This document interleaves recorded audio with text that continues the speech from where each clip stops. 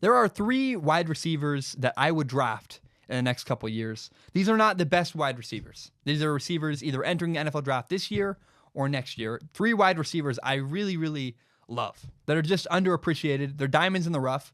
They're guys I like in spite of their limitations.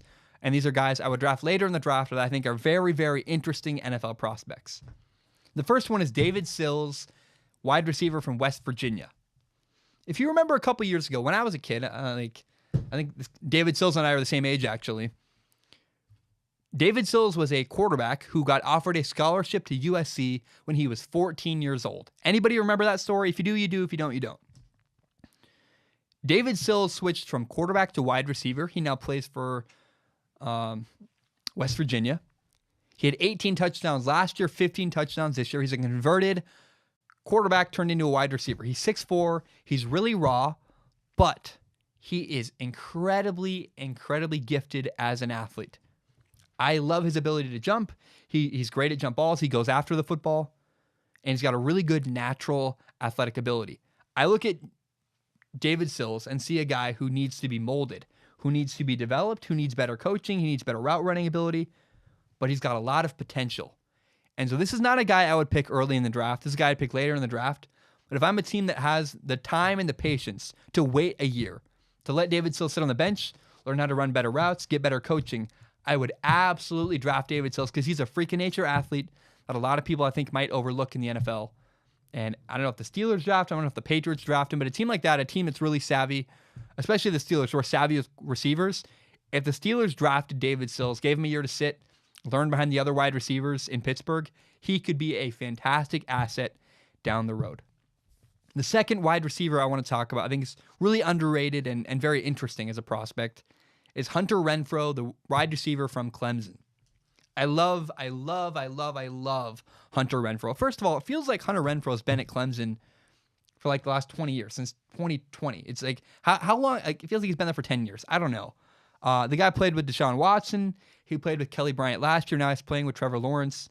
He's had 3 quarterbacks in 4 seasons. And by the way, Hunter Renfrow is a walk-on, a former walk-on at Clemson. Now, he's 5'10".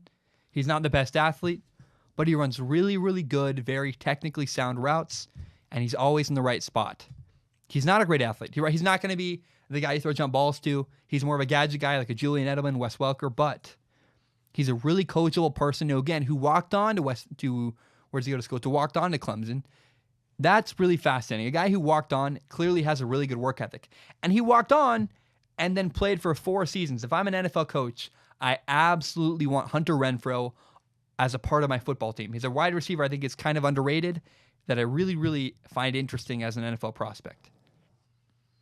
Now, the third wide receiver that I'm interested in that is undervalued, maybe underappreciated.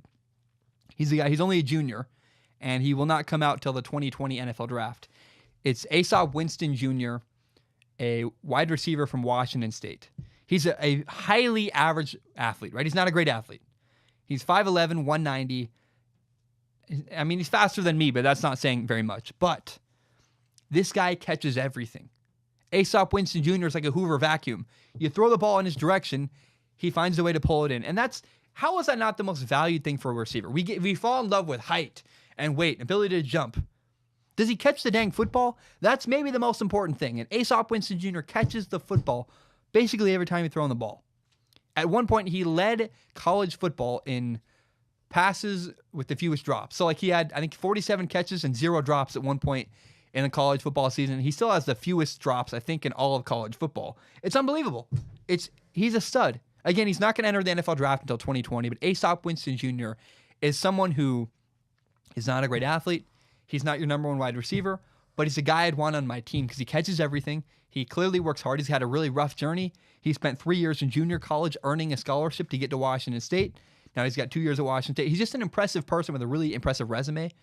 And the fact that he kept working and keeps going at it, despite the fact he's not a great athlete, still dominating in the Pac-12, Asop Winston Jr. is a guy I tremendously respect. And this list was not for wide receivers who are the best athletes, who are the best wide receivers in the NFL draft. But these are guys, diamonds in the roughs. David Sills, Hunter Renfrow, Asop Winston Jr. 3 guys that I think are really undervalued and I think are I don't know they're going to have great legendary NFL careers, but they're guys I would draft that I'd want to be a part of my team for either their attitude, their work ethic, or the combination of both and the ability to catch a football in Aesop Winston Jr.'s case. These are guys I want to be on my team, and 3 wide receivers who are vastly underappreciated and not talked about quite enough in college football. Again, for good reason. They're not the best of the best. But a casual football fan doesn't know their names, and they should. Oh, I hate doing this. It makes me feel uncomfortable. I really don't like self-promotion. It makes me feel like a used car salesman. But I got to do it. So if you don't know, this is my podcast, Strong Opinion Sports. It's my favorite thing in the world. And you can subscribe on iTunes, SoundCloud. You can find it on YouTube. You can find the full entire hour-long podcast on YouTube. You can also find shorter breakout clips like the one you just watched. Please do me a favor. If you like anything I had to say, maybe you hate me and you're mad about something, share this podcast with your friends. Share it on Facebook, Twitter, Instagram, whatever you want to do. Help me grow by telling your friends about this show.